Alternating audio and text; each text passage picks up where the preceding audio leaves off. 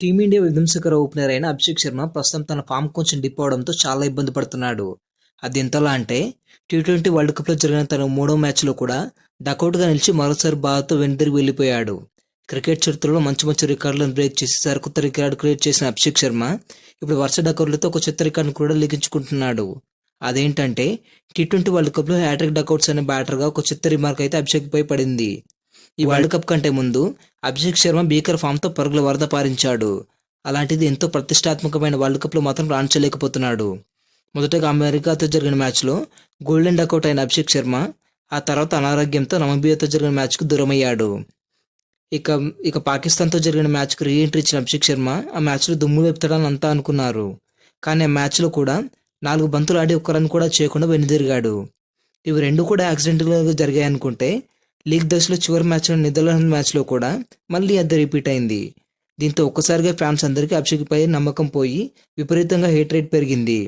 అందులో చాలామంది అభిషేక్ని డ్రాప్ చేసి అతని ప్లేస్లో సంజుని తీసుకురావాలని డిమాండ్ చేస్తున్నారు. ఆ లెవెల్లో అభిషేక్పై నెగిటివిటీ పెరిగిపోయింది. అభిషేక్ శర్మ ఆడిన 7 ఇన్నింగ్స్లో 5 సార్లు డకౌట్ అవడం దీనికి ముఖ్య కారణంగా మారిపోయింది. ఆ చివరి 7 ఇన్నింగ్స్లో కేవలం ఒక్క హాఫ్ సెంచరీ మాత్రమే నమోదైంది. ఆ మ్యాచ్లో అభిషేక్ శర్మ మాత్రం 300 స్ట్రైక్ రేట్తో 20 బంతుల్లోనే 68 పరుగులు చేసి నాట్అవుట్గా నిలిచాడు.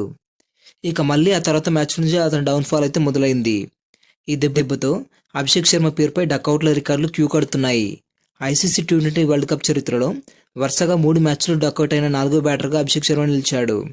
అదే మన ఇండియన్ బ్యాటర్స్ వైజ్గా చూస్తే అతను 2వ ప్లేస్లో ఉన్నాడు. అదే ఇంటర్నేషనల్ వైజ్గా చూసినట్లయితే ఈ లిస్టులో మొదటి ప్లేస్లో భారత దిగ్గజ ఫేసర్ అయిన ఆశీష్ నెహ్రా మొదటి ప్లేస్లో ఉంటే వెస్టిండీస్ ప్లేయర్ అయిన ఆండ్రిల్ ఫిచర్ 2వ స్థానంలో, ఉగాండా ఆటగాడైన రోజర్ ముఫాకా 3వ స్థానంలో, అభిషేక్ శర్మ 4వ స్థానంలో ఉన్నాడు. అలాగే ఇంటర్నేషనల్ టీ20లో ఒకే క్యాలెండర్ ఇయర్లో అత్యధిక సార్లు డకౌట్ అయిన మొదటి భారత ఓపెనర్గా అభిషేక్ శర్మ ఒక చిత్త రికార్డుని అయితే క్రియేట్ చేశాడు. ఇందులో ఇంటర్నేషనల్ వైజ్గా చూసినట్లయితే పాకిస్తాన్ ప్లేయర్ అయిన సాయి మాయిబ్ ఇందులో మొదటి స్థానంలో ఉన్నాడు. అతను 2025లో ఏకంగా 6 సార్లు ఓపెనర్గా వచ్చి డకౌట్ అయ్యాడు. ఈ లిస్టులో మాత్రం అభిషేక్ శర్మ 6వ స్థానంలో ఉన్నాడు.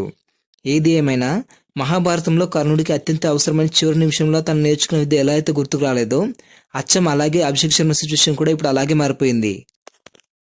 ఈ గ్యాప్లో అభిషేక్ని తప్పించి సంజుని తీసుకురావాలని డిమాండ్ చేస్తున్నారు. అభిషేక్ ఇంకా ఎందుకు ఛాన్సులు ఇస్తున్నారు, అభిషేక్ ఒక న్యాయం సంజుకు ఒక న్యాయం అంటూ పోస్టులు పెడుతున్నారు. వాస్తవానికి అభిషేక్ ఇంకో ఛాన్స్ ఇవ్వడంలో తప్పులేదు. ఎందుకంటే వరల్డ్ కప్ కంటే ముందు జరిగిన చివరి టీ20 సిరీస్ అయిన ఇండియా వర్సెస్ న్యూజిలాండ్ సిరీస్లో దాదాపుగా అన్ని మ్యాచ్లోనూ సంజుకు ఛాన్సులు ఇచ్చినా కూడా అతను ఏంటో ప్రూవ్ చేసుకోలేకపోయాడు. కాబట్టి ఇందులో అభిషేక్ ఆడింది కేవలం 3 మ్యాచ్లే. పైగా అతను ఒక్కసారిగా ఫామ్ అందుకుంటే రిజల్ట్ ఎంత భయంకరంగా ఉంటుందో ప్రత్యేకంగా చెప్పాల్సిన అవసరం లేదు. అతను ఉన్నంతసేపు స్కోర్ బోర్డ్ రేస్ కార్లా పరిగెడుతుంది. ఒక రకంగా బౌలర్స్కి వాళ్ళ మీద వాళ్ళకే నమ్మకం పోయేలా చేస్తాడు. అలాంటి ఫ్లయింగ్ స్టార్ట్స్ ఇచ్చే క్రమంలో అతను షాట్ ఆడే ప్రయత్నంలో అవుట్ అవుతున్నాడు. శిష్యుడు ఇలా ఇబ్బంది పడుతుంటే గురువు చూస్తూ ఊరుకోడు కదా.